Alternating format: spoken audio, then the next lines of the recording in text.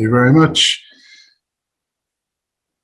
And we're back for more. And now on to our favorite subject, clearly, native automation. And we've sarcastically titled this Remembering the Industry Known as RPA. But what's next? It's been the talk of the town, especially leading up to the pandemic, and we've had some interesting conversations since. Remember, you can go on LinkedIn, Twitter, Instagram, whatever you like to use. Hashtag is HFS Symposium. So look forward to some excellent social. We know there's about 1,000 people listening into this. So please share some of this away.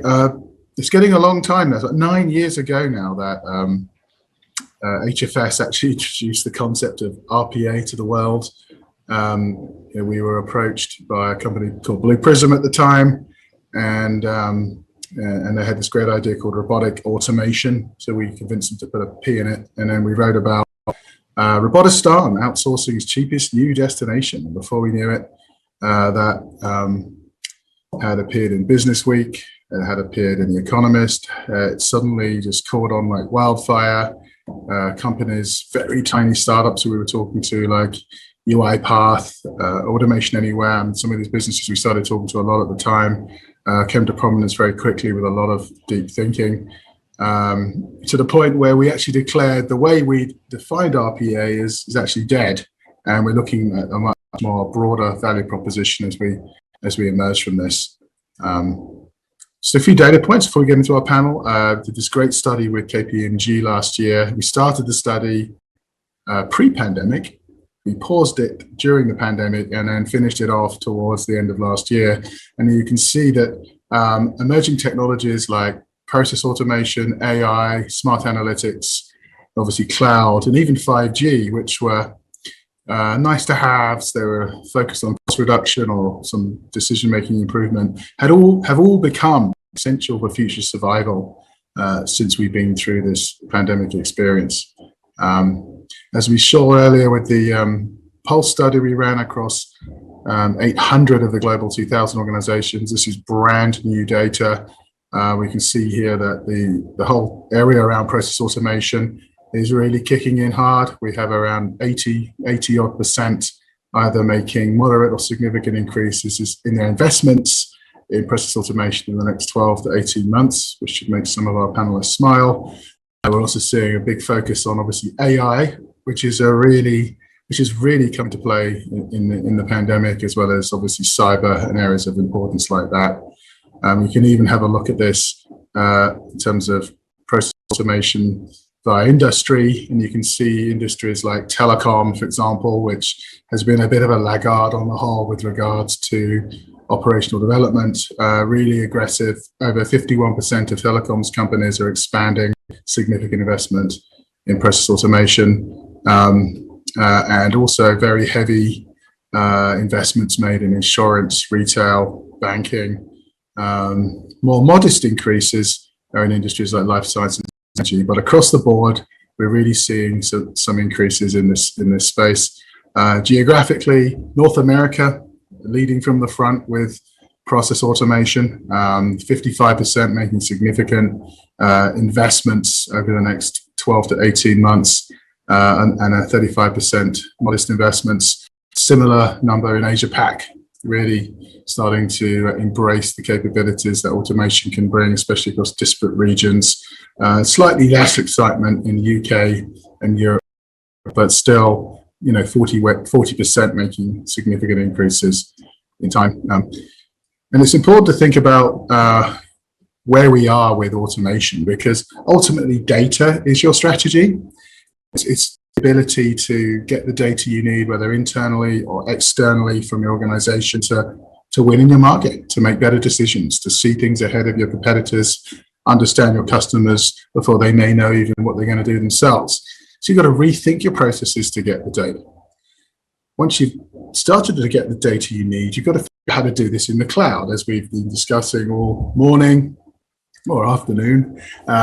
It's all about how do you actually move your process flows into the cloud, your data flows into the cloud, to be effective. Otherwise, you're forever living in silos, you're forever going to fail to get front to back processes operating effectively across your enterprise. So you've got to do this in the cloud. You've got to have the capabilities and the tools and the ability for your teams to collaborate to be able to do this effectively, because you've got to automate this stuff. And this is where automation really comes into play. It's not strategy, it's the discipline and it's the culture of the organization to actually execute against your need to get data fast, quick, clean, and ubiquitous. And that's really what this is about. It's an attitude. I was having a fantastic conversation with one of the CEOs of one of the service providers the other day, and he said, we promote people when they figured out how to automate their job. Then they, but take away the stuff you can't do. And then once it's in the cloud, once it's automated, you can really then leverage the benefits of AI to refine that data, to get better insight, to look at visualization of data, look at modeling, look at process capability, look at all, and then understand how to sell product online. These types of things are so important. So it's this continuous cycle of data being your strategy, automation being your discipline, and AI your refinement tool to be really smart and anticipatory about what you're doing. And there's a little funny from my good friend Ralph Diaz at GSK about excited product owners, project managers looking at how they're implementing their bot, and the delivery team knowing that the technology solution just ain't going to work. So, and we look a lot at this emerging tech stack. We have various buyers, sellers from across this stack who are going to comment on it today, all the different layers, from an engagement AI layer, which takes advantage of digital assistants and cognitive AI capabilities, a workflow and orchestration layer. We have the RPA, operational AI ops layer. We include things like intelligent document processing in that. We get into office applications like S/4HANA, Salesforce, Coupa, Workday, etc. And then we get into some of these other platforms and capabilities around data optimization, process intelligence, and integration. And this is all supported by information model. We have to align it with domain and industry expertise. Design thinking can really help reflow where the data needs to be pulled from, etc., where the processes need to mix and flow. And then we need this to be secure and very agile. So that's how we look at this.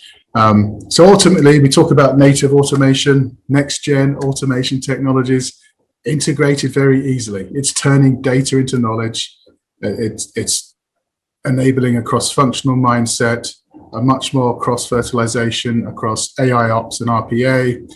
It's helping us embrace non-hyped IT automation case studies. This is where we need to look at. We need to look at those companies who are really doing this today. And it's building out a really integrated, well-orchestrated OneOffice emerging tech platform. So without further ado, I'd love our panelists to give us a quick name, rank, serial number, what they're responsible for, and then we'll get stuck in. Maybe my colleague, Elena, do you want to start? Always. Hi, everyone. Elena Christopher. I'm a Senior Vice President here at HFS. And among other things, I lead our research for what we like to call the AAA trifecta. The 3 A's in question are automation, AI, and analytics. We do track them each discretely, but the magic of the trifecta is what happens when you put them together. We'll see if that comes back up today, but looking forward to a lively discussion. Thank you. Arjun, Narayan at Soroco. Hey guys, can you hear me? My name is Arjun. I'm co-founder of Soroco. I love everything that you've been saying, Phil. At Soroco, we believe that data is your strategy, and then everything follows from it. And so I'm looking forward to having this discussion with everybody else on this panel. Thank you very much. And a very flamboyant, lovely character. Harel Tayeb, great to hear from you, Harel. Hi, everyone. Great to be here. Thank you, Phil and team. Eventually, I'm the CEO of Kryon, an RPA company, a full cycle automation. You spoke about strategy, about data, and about the ability to evolve over time. The OneOffice approach that you have, I think that's one of the revolution that the enterprise market is having these days. And I believe that the automation is yet another layer that can initiate and drive this transformation within businesses. Looking forward to all the discussion. Thank you, Harel. Jason Kingdon at BluePrism, great to have you on here. Thanks, Phil. Hi, everybody. It's Jason Kingdon. I'm Chairman, CEO at BluePrism. Looking forward to the discussion. Thank you. Michael van der Steen from Adidas. Thank you, Phil. Michael van der Steen, I'm responsible for order to cash globally for Adidas. That means wholesale, e-com, and retail. And we are driving digital office in our organization. And I hope to get the opportunity to share a little bit more about our journey and how we're using some of the, call it consultancy speak, also in real life. Thanks, Michael. My good friend Mihir. Good to hear from you, Mihir Shukla. Hello, everyone. Delighted to be here. I'm Mihir Shukla, CEO and Chairman, Automation Adieu. Fantastic. If you figured out ever how to automate mute buttons, Mihir, you can make a lot of money. Right. Coming back to an HFS session from some time, it's great to welcome back Ted Shelton at Bain and Company. Thank you, Phil. Ted Shelton, a partner with Bain here in the Silicon Valley office, focused on automation and digital innovation and helping our large enterprise clients scale these technologies to the billion-dollar impacts that they can have in their businesses. Thank you, Phil, for having us. Awesome, thank you. Vijay Tella, founder CEO Workato. How are you doing, Vijay?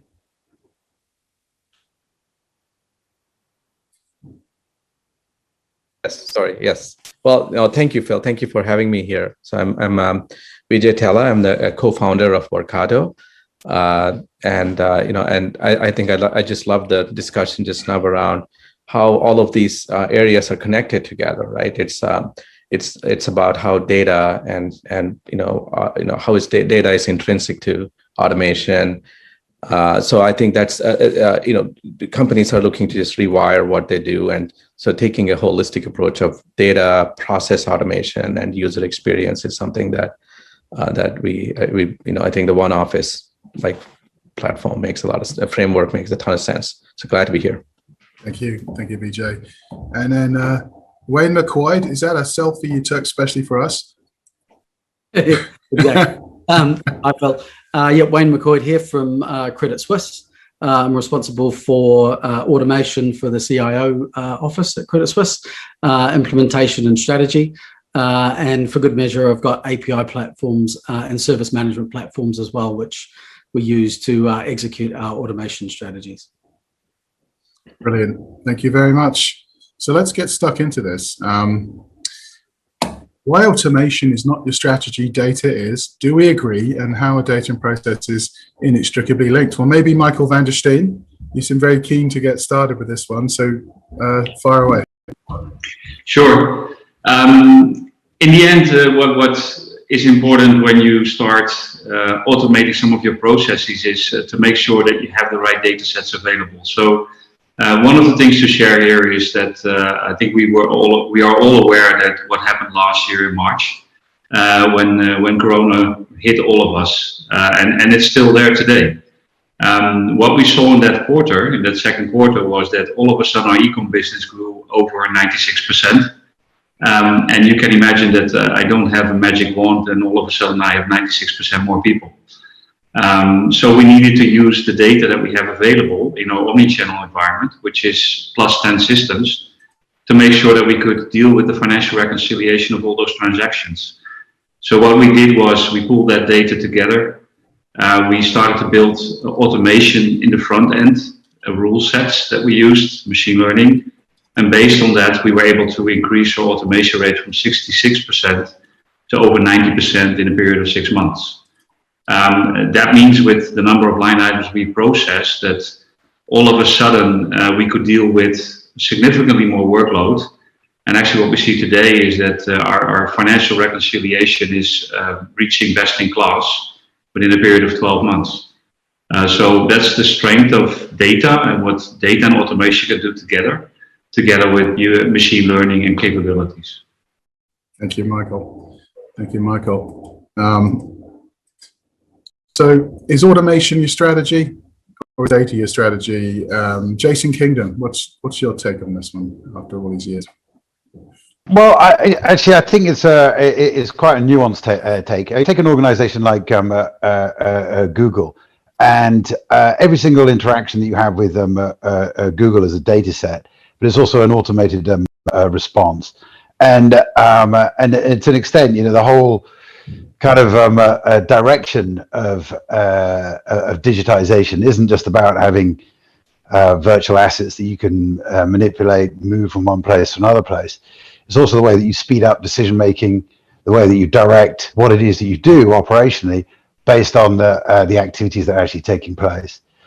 And the act of automation creates data in its own right. And if you automate with a sophisticated strategy, you're looking at running multiple scenarios in terms of testing hypotheses. You're testing what it is that your customer base is responding to, and then you're joining that data back into the way that you're making decisions. And so I think that the kind of notion that there's data somewhere, and some brainy guys sit around and they kind of analyze that data, and then the answer comes out of that data, and you do things. There's nothing wrong with that, and the sort of business intelligence industry has kind of lived on that kind of notion for a long time.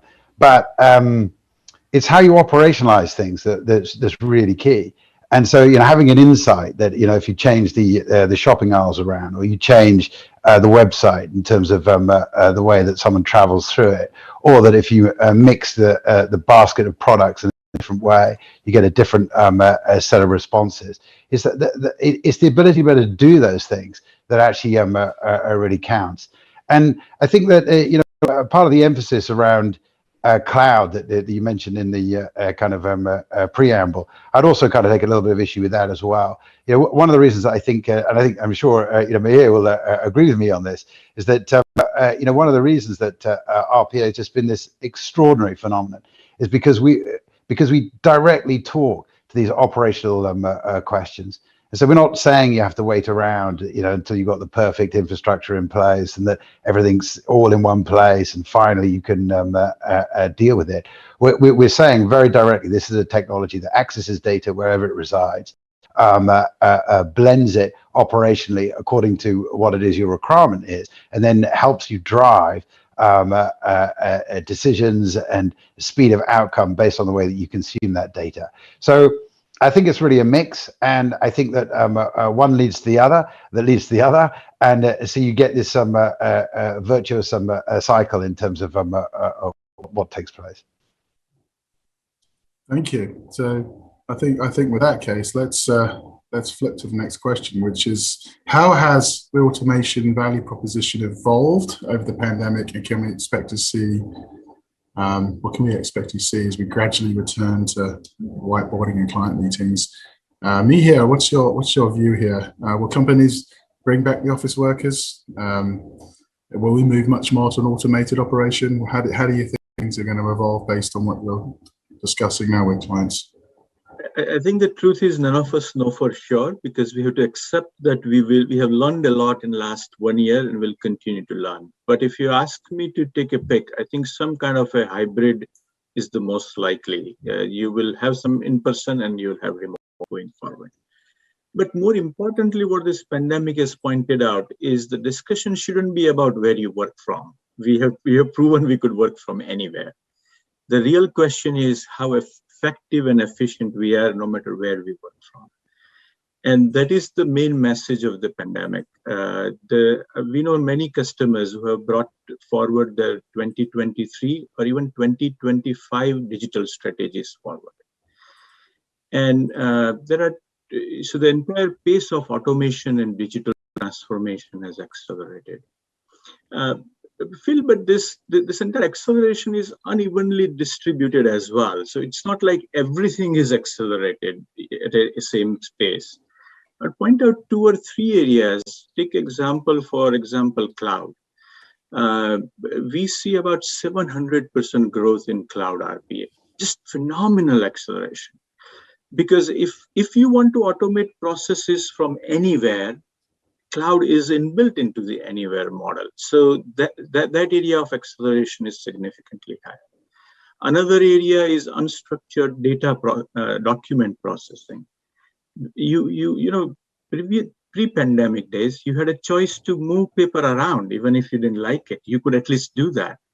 During pandemic, you couldn't ship papers to people's homes.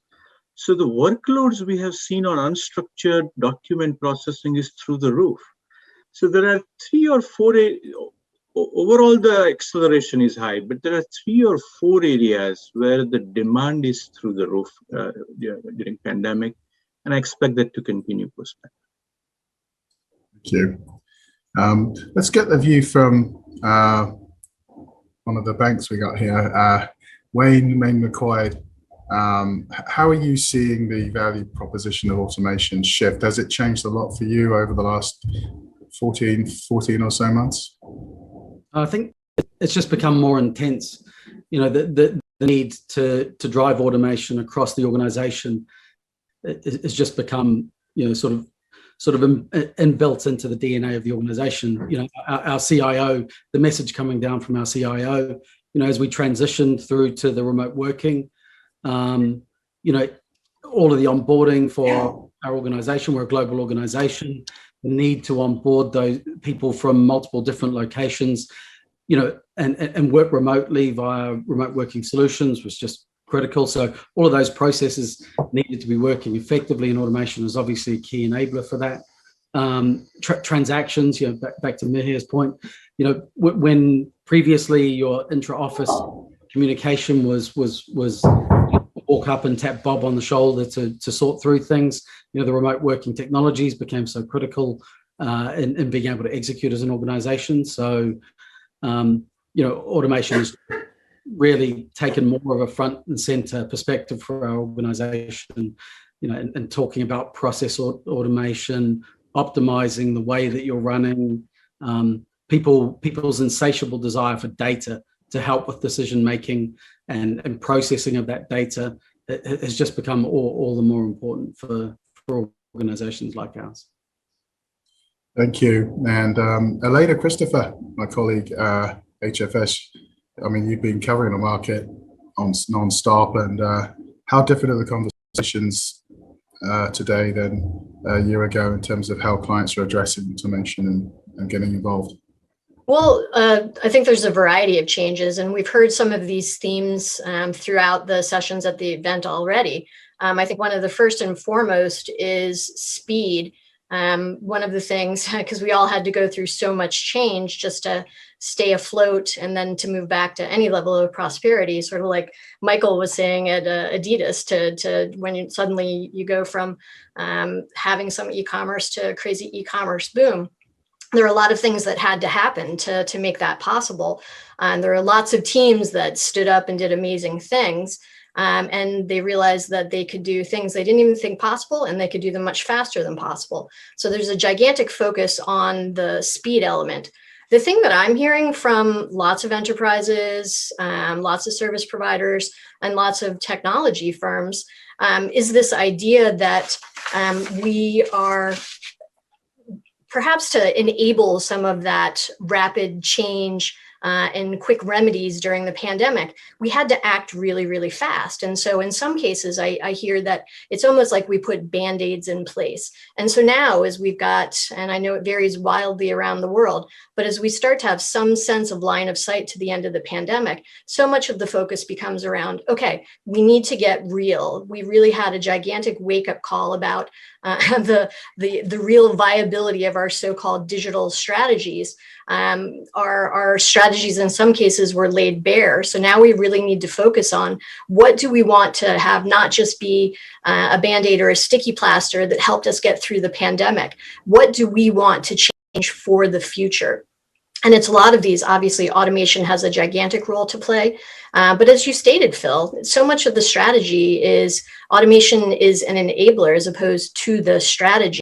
So it's back to that point around getting your data shop in order. It's almost like order of operations. If you can have your data shop in order, that can help you ensure that data is going to the right places in your organization, achieving something that looks like our OneOffice model of connecting the front, the middle, and the back offices. And then once you see how the flows go, where some of the bottlenecks are, you can then improve your processes and start driving towards native automation.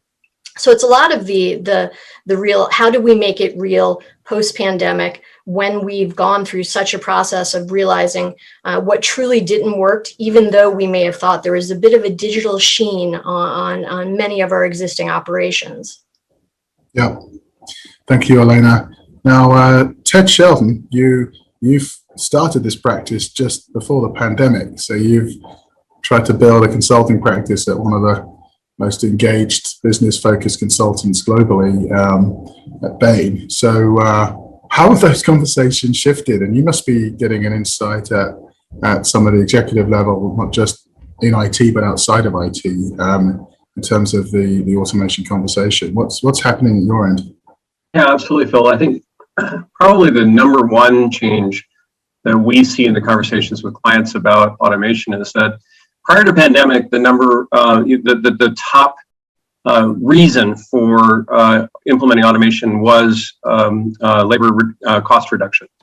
And in many cases, a business case couldn't be justified for deploying automation because if you've already outsourced your labor, you've already taken a substantial amount of cost out. And so the narrow difference between the way in which your operations are going to run offshore versus in the cloud or in the on-premise automation facility isn't going to give you the economic advantage. But then pandemic showed us how fragile those work connections were.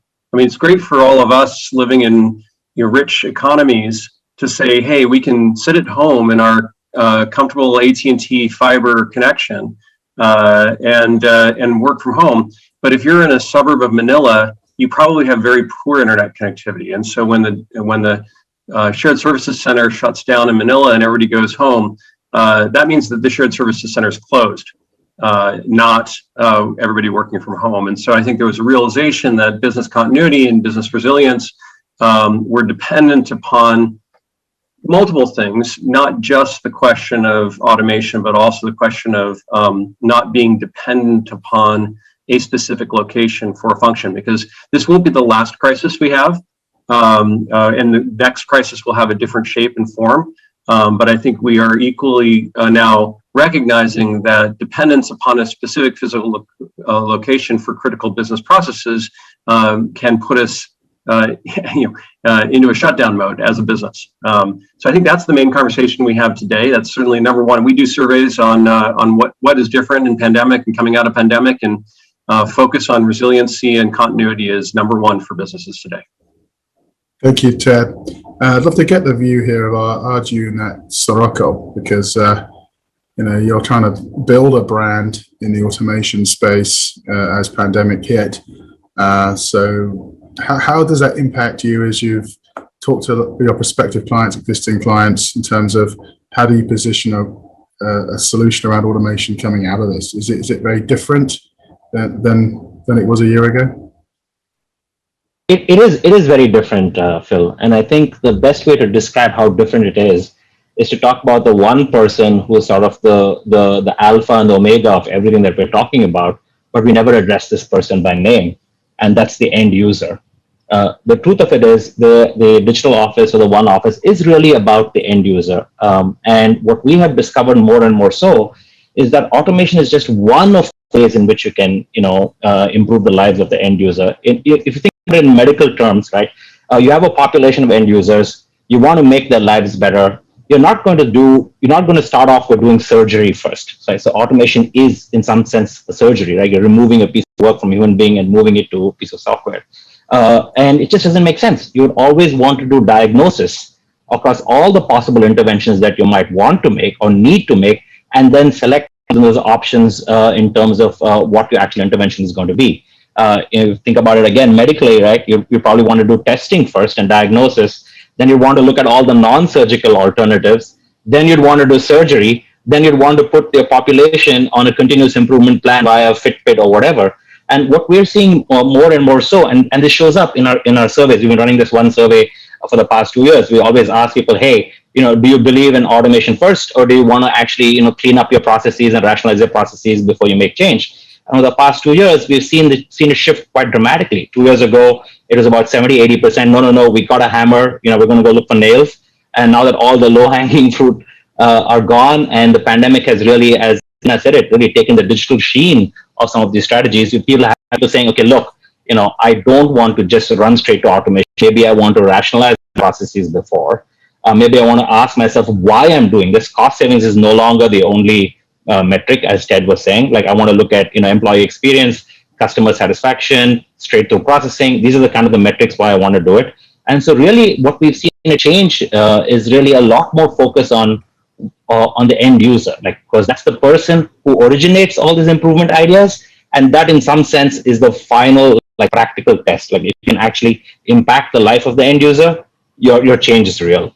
And so what we've seen over and over again is really a lot more shift to using the employee experience as the golden test from where you get your ideas and where you test if your ideas are actually going to be real. So that's the big change that we've seen, Phil. Thank you, Arjun. That is a big change. So what's next for automation software? We've seen a lot of process mining, process discovery, all these elements of AI, document processing, but what's going to dominate the narrative into 2022? So maybe Vijay, Tella, CEO at Workato, I'd love to hear from you. What's going to dominate the emerging tech conversation beyond merely automation? Well, thank you, Phil. I think it's, I think one of the, I think as folks were talking about, one of the things that last year has shown is it's not, I think what's driving things is not just cost savings, right? There's almost an existential movement to, sort of forced to change, how you work in your company, what you do, how you deliver your products. So they're almost like a rewiring that is being sort of forced to happen, right? There was always digital transformation was always a big thing, big priority, but there was, in reality, there was a lot of inertia. So that inertia, I think, really got busted. Right now, it's just been just it's just a need to change how you work. And I think that translates at different levels, right? I think it's not just automation at a process level. It's getting all of your data together in a consistent way, and having your workflows rewired. But it's also the user experience. All of the people in your company now, they're they're locationless. How are you bringing a unified experience across all of this? So I think having a more holistic approach to solving this, this sort of, I call it the enterprise rewiring problem. I think is going to kind of, bring up the need for a sort of a more cohesive strategy versus taking things piecemeal. I'm going to solve the data problem here. I'm going to look at how I'm going to do workflows, how I'm going to reduce cost. I think taking a holistic approach becomes important, and the teaming is going to be really important. It's not just a few people, but having everybody in the company, right, from people that have these business ideas about what the future looks like, to people that are able to make it happen.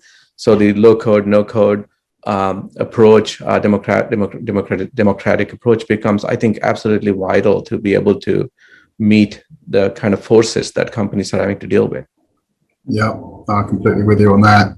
Harel, Tayeb at Kryon, you did a lot of pushing and developing around process discovery back in the pre-pandemic days, and emerging there now. What do you think is the next phase for automation software? What do you think is really going to dominate as we go into next year? So thank you, Phil. I think that the narrative of the future of RPA, companies got tired of, AI, too many buzzwords, AI, RPA, process discovery, process mining. There are too many tools, too many buzzwords, and everything at the end contribute to the company productivity. So, my thought about the future of RPA it's all about productivity. It's all about the ability of organization to use any type of bot, because at the end, discovery, mining, automation, attended or unattended, it's a bot. Can do many different things, can identify processes. The data layer is completely different than automation. You can't compare between data and automation, because automation uses data. And data is the baseline for any decision that's done either by user, by human being, or by robots. So the automation itself, the future of RPA will belong to the productivity. Companies at the end will get a solution that will help them to become much more productive. The impact on the organization, either if it's done by robotics, by human, or by within applications, will be measured by the productivity value for their businesses. And orchestration, the ability to orchestrate these activities, again, done by human, robotics, or application. All of these orchestration tools, I believe, will dominate the market. The RPA, the automation itself, will be yet another layer within this orchestration environment. And the measurement, and that's very important, the measurement for everyone in this great forum will be, what is your contribution for the organization productivity? Thank you. Thanks, Harel. So, Elena's going to... Yeah, I'd love to dive in on this one, Phil. It's been something that we've been talking about a lot lately. But the question simply is, we'd love to talk a little bit about what's the inevitable collision course between automation and cloud. What is this going to look like? And a little bit of context around the question is, if we take, like Harel, you were just talking about RPA. And so we know that a lot of the RPA implementations, the vast majority of RPA implementations have been done on-prem for a whole bunch of reasons, not the least of which a lot of what's being automated is actually on-prem. But there's just a major drive, as we've talked about throughout the day and will continue to do so, a major drive to push to the cloud for a whole bunch of reasons, from infrastructure to data modernization and migration, as well as applications migration and modernization, and more. And so there's this sort of duality that starts to come about, which is, but okay, we've got some automation that's on-prem, but we're pushing to the cloud. We know that these will come together eventually, but what does this look like today? And how and why do we want to get there? And I'd love to start with an enterprise perspective. Michael Vandersteen, I'd love to go back to this one, go back to you with this one, which is to talk a little bit about, again, do you agree there is a collision course between automation and the cloud? How are you grappling with this? I don't see it as a collision course. I more see it as a collaboration in that sense. I think automation is just one of the tools in your backpack. And you have multiple tools in the backpack, and whenever you need a certain tool, you use that tool. And automation is one of those tools. And just to come back to something that was said earlier, I think for me, what is important as an enterprise is the consumer, right? It's not about, in the end, just the user. The user is serving the consumer, so we need to make sure that whatever the user needs gets to serve the consumer, and we should understand what the consumer wants and needs so that we can fill their demand and what they need, because that in the end will make us successful as a company. So I think our automation is one of those tools. Cloud certainly is as well. And what we're doing right now is we are, for example, connecting two cloud tools to each other. We're connecting a tool called HighRadius, which is a credit and collection tool, and Salesforce, I think everybody knows that, which we use for our mid and our front office. And we are connecting that to each other, but also connecting it to our core, which is SAP. And by doing that, we actually create for each of the departments the right insights into the data. But meanwhile, in those tools, we also use automation in a smart way to make sure that some of the problems that we still face in these best of breed tools are also resolved. So in the end, it's all coming together in one platform. And unlocking the data then through a data service layer allows us to use tools like Celonis and Fiori and artificial intelligence on that platform to do even more work and improvement. And for me, looking at what is really the latest and greatest, it sounds maybe ridiculous because it already existed 10 years ago. But I think what UiPath is now doing with task mining is really interesting, because if they can combine that with machine learning capabilities, so really look at the detailed process that the user is using rather than what Celonis is doing very high level, at a very high level, looking at the data at enterprise level, we should be able to do a lot more automation directly from the flow that we see. And that's really interesting, right? So it's almost like, if this then that, how can the user then utilize that task mining to automate completely the process themselves? And I think that's a very interesting new trend, and we're very proud to be part of the proof of value that we're doing with UiPath in that sense. Super. Thank you for that, Michael. I love your point about how it's not a collision course. It's all about the collaboration. And I think there's a lot of truth, sort of going back to that emerging tech stack that Phil showed us before. It's the idea that it's not about a singular tool. I think those days of monolithic applications that run the world are long behind us. It really does take, whether it be a village or a toolbox, and that's a big part of what I think you articulated there. I'd love to get some other thoughts on this so-called collision course between automation and cloud. Mihir, Shukla, Automation Anywhere, I'd love to come back to you on this for a very specific reason. It's because one of the investments that Automation Anywhere has made in its platform was you did what I'll phrase as a re-architecture. You can phrase it as you'd like, but essentially it spent some additional time and investment in creating a cloud native platform. So I'd love to get some of your thoughts on this road and duality between automation and cloud, please. This is a great question. I think, as somebody said, this is not a collision. This is collaboration. I would take it further. I think it's a perfect match. I would go as far in saying that in 2 to 3 years, or maybe a little more, on-prem RPA is dead, because the benefits cloud provide with automation is just enormous. You have faster deployment, faster innovation cycle, better resiliency, better security, and virtually infinite scaling. When you combine all of this, I have no doubt that what has happened in other industries, take example of CRM, the way Salesforce became the de facto standard with cloud CRM, I think that I expect the same to happen in RPA. And the reason why I believe now that with more certainty is, in last year, given a choice, our customers picked overwhelmingly cloud option. So it is not about a technology choice. It is about what customers want, and they are already booting that way with their money. So from our perspective, that it is quite certain view that based on behavior we have seen. I think if you also see in the post-pandemic world of working from anywhere, you cannot have anywhere working from anywhere without cloud. So it is instinctively very understandable why that would be the case, especially in the post-pandemic world. Got it. Thank you for those insights. Elena, you had asked one question about our investment in re-architecture. We believe that if you just lift and shift, and some people have done that, where you take the old software and just host it in a cloud.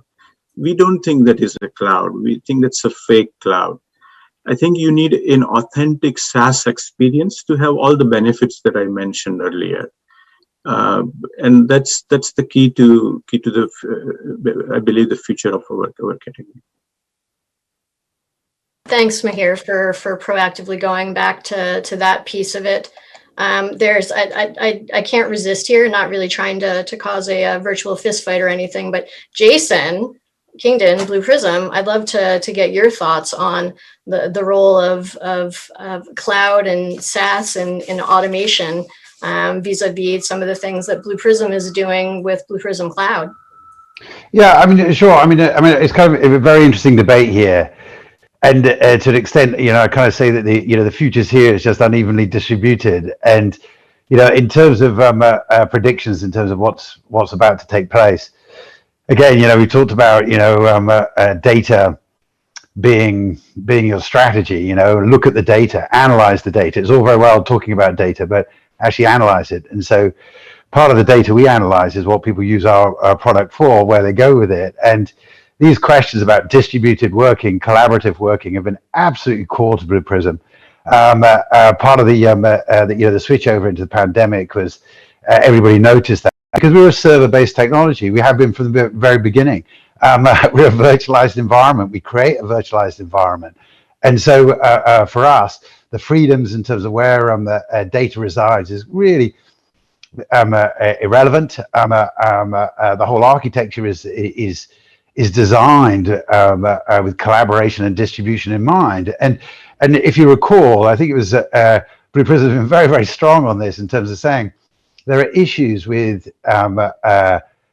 desktop digital workers, that you're going to have these kinds of issues in terms of they're personalized, they operate in a personal context, and all very well and good for the individual, but not in terms of the collaboration, and not for end-to-end process flows. And if you're going to optimize processes, the tool itself should be generating data so that you can optimize the kinds of business cases that you run.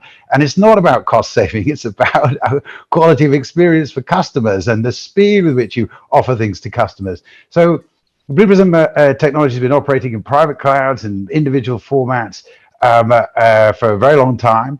As you know, we also launched our hosted version of it, and so we hosted it ourselves rather than through partners or through our customers.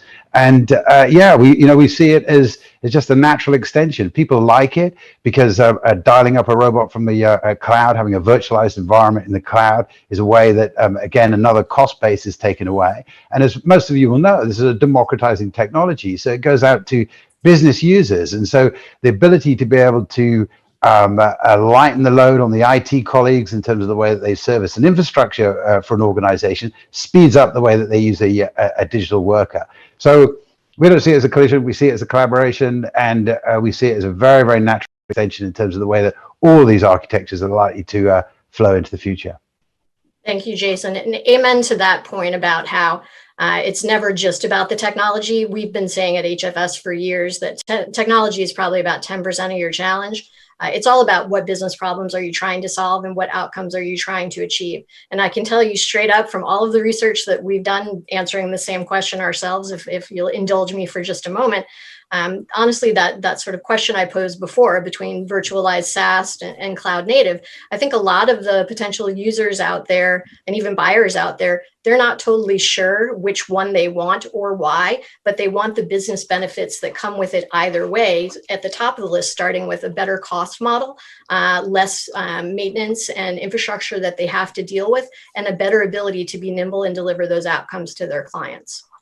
All right, so this one we could turn into a rabbit hole for the rest of the session, but we do want to come back to that outcomes point in just a second. But quickly, I want to go to, I'd love to go back to one of the enterprises, Wayne McQuoid from Credit Suisse. I'd love to go to this one with you, which is all around, do we think the service providers are going to drive the automation adoption conversation as we're going through what we see as this new wave of a lot of these big mega outsourcing deals, many of them within your very industry, Wayne, and just trying to figure out, so how are they going to do this? How can service providers make these big mega deals actually work?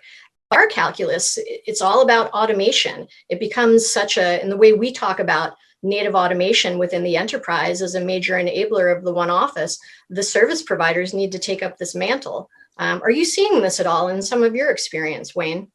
I think very much so. You know, a lot of the conversations that I have with the tooling providers, you know, we do a lot of sourcing from our organization, and in many instances, you know, the strength of the automation capability of the vendor supplier is for me a differentiating capability. One of the ones, you know, and as I look across the tools tool sets that each of them provide as value propositions, there are differing levels of capability. And so certainly there are differentiators within the tool sets that the vendors provide. Well, one of the interesting mega deals that sort of interested me lately was Infosys's acquisition of the Daimler IT sort of organization. It was huge. And I personally, from what I can figure out, a lot of that's happening out of Pune, and so lots of people are tapping up our staff for jobs at Infosys, which is interesting. But part of that, I think they're going to wholesale re-architect, the functions from within the Daimler organization, and in order for them to make margins and to really provide good quality service, I think they're going to have to innovate, and they're going to have to automate, and they're going to have to bring that as a skill to big sort of contracts like that. And I think automation is absolutely the differentiator for vendors going forward. Yeah, absolutely. Our observation has been that many of the service providers have actually figured out how to leverage that lever much more effectively. It's not like it was maybe like 5 years back or so.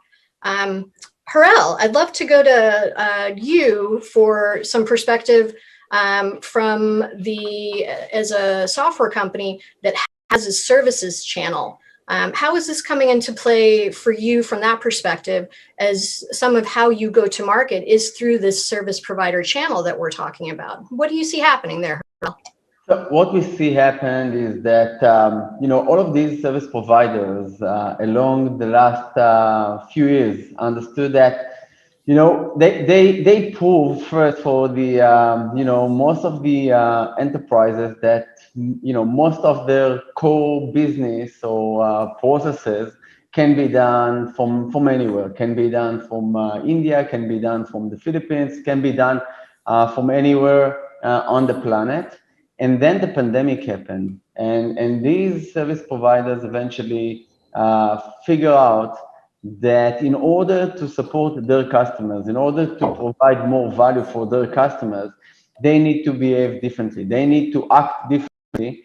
And, we see that happens, quite intensive over the last, I would say even 8 months.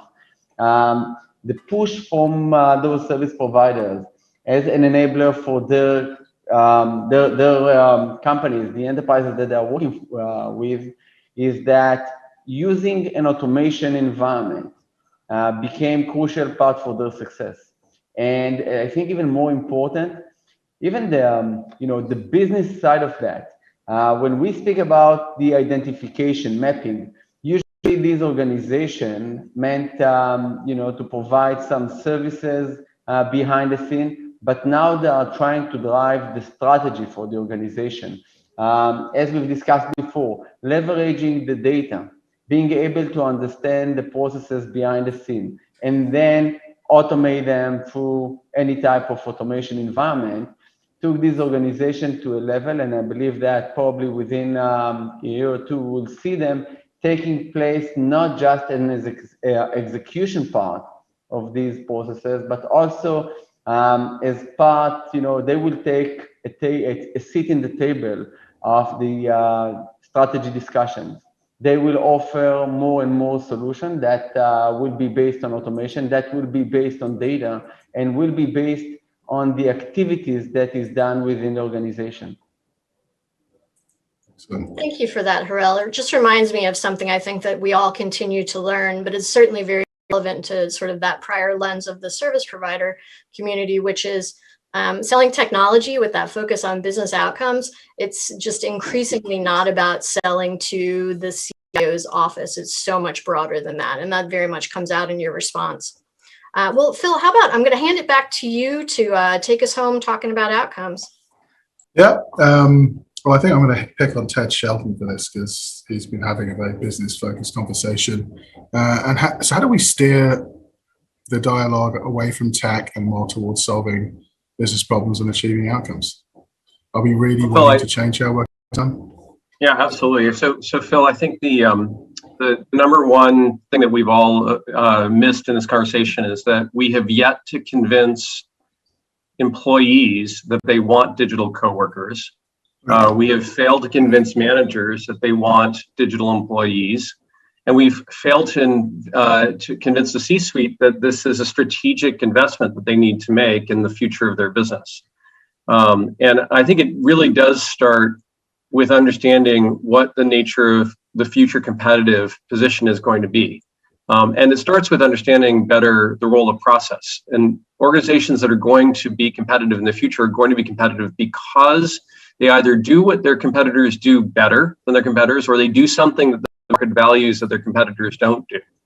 And until companies understand how to redesign processes and fundamentally change the way they operate to utilize machine learning, AI, the robotics, and then focus people on the things that people do best, creative, curious, empathetic roles, until we redesign work so that the right worker is doing the right job and convince all of those workers that they want that new world, we're not going to get that. We're going to continue to see what I think is today still a very marginal impact for automation on business. Yeah, thank you, Ted. And Vijay at Workato, can we really change? Are we really willing to change how work is done?